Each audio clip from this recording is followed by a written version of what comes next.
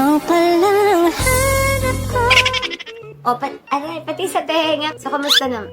Okay, wow, talagang mabusisi po ang ginagawa ni Mr. B. Ah! Okay, everybody, let's all welcome Mr. B. Okay, Mr. B, so ito yung gagawin natin. Dito ka sa likod. Pwede ka bang bumuka ka? Ay, kasi ganun. Pwede. Yung puwet mo, usap mo dun. Ano ba yan? Ang hirap na wala upuan. So, paano mangyayari? Ganito, upo. Yeah, baby! Upo. Close legs. Ito na. Ganyan na. Hi, everybody. Hi, guys. This is Mr. B. It's me, Mr. B. So, kanina nga, nabanggit ko na sa'yo, magpapatulong sana ako sa'yo magkabit ng mga ito. Kasi wala tayo. Kasi masakit yung kamay ko, Chris. Kasi hindi mo makabit. Ito. Yep, and yung sunscreen. Okay, mga my loves, dahil nga masakit yung kamay ko, hindi ko talaga siya mataas. Si Mr. B ang tutulong sa akin na maglagay ng ating sunscreen. Ultra Fresh. Ayan siya, oh. Oops, baliktad nga yung hawak ko dito. Pero ayan, ihaharap na po namin. So, eto na nga. As you can see, we have here Hickory Ultra Fresh. Sobrang nakaka-fresh talaga to mga my loves. Itatry ko na to, ha? Pero, okay, try na natin.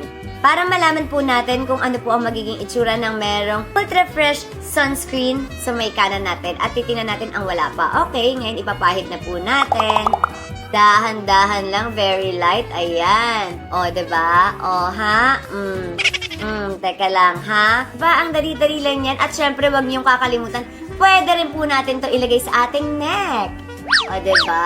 Yan. Hindi lang mukha ang naaarawan, kundi pati na rin ang ating lalamunan. O, diba? Ayan, dapat pantay po siya. At saka, pagkatapos niyo po ng facial wash, sunscreen na, 'di ba? Tapos pwede na kayong mayas, larga na kayo, rampa na, o 'di ba? Ang Ultra Fresh sunscreen ng Hickory ay may whitening effect po siya. Glowing at nakaka-protect po siya sa mga UV rays, araw, ilaw, and whatsoever. O 'di ba? Protected na ang skin mo. Naghi-heal pa, 'di ba? San ka pa? O 'di ba? O kamusta naman? Napantay po ba?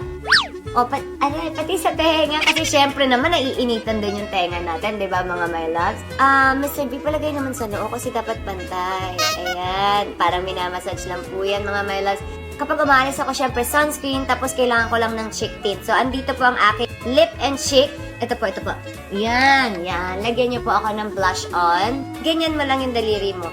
Yan, tapos ilagay niyo lang po sa ating pisngi. Ay, ano nangyari? Ba't nakahawak siya sa baba? Tapos, ayan, bine-blend pala niya, guys. Sa kabila na Mr. B.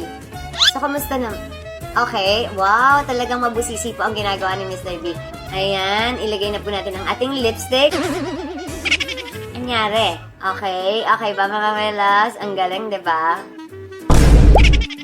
Mr. B, yan na rin po yung ginagamit ng mga girls na eyeshadow. Ayan, parang konti naman ng eyeshadow po na nilagay nyo. Baka kasi gusto ni Mr. B, very light lang, no? Kasi ayaw niya nga na may makeup ako eh. O sige, go, laban mo na yan. Okay na? Wala pa po. Wait lang po. Steve, I'm sorry. I guess, si Mr. B talagang kaya niya na to. Ano ba naman kasi kung ano na to?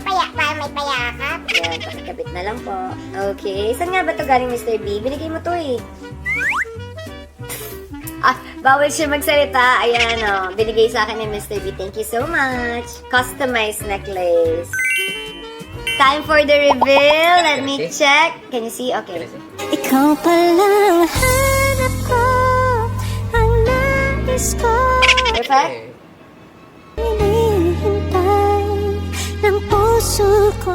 Okay, so it's so perfect. So mga my loves, as you can see, di ba, nag-hickory lang tayo. Magkano ka lang eyeshadow, cheek tint, lipstick. Bye mga my loves! Ano pang hinihintay nyo? Check out na!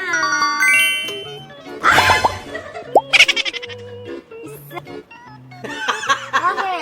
I think okay naman. Kaya kailangan i-blend lang natin ng a little bit. Yeah. At saka ba't parang napunta sa baba yung lipstick, di ba? So, ayan, I think we're good to go. So, check out na mga my loves!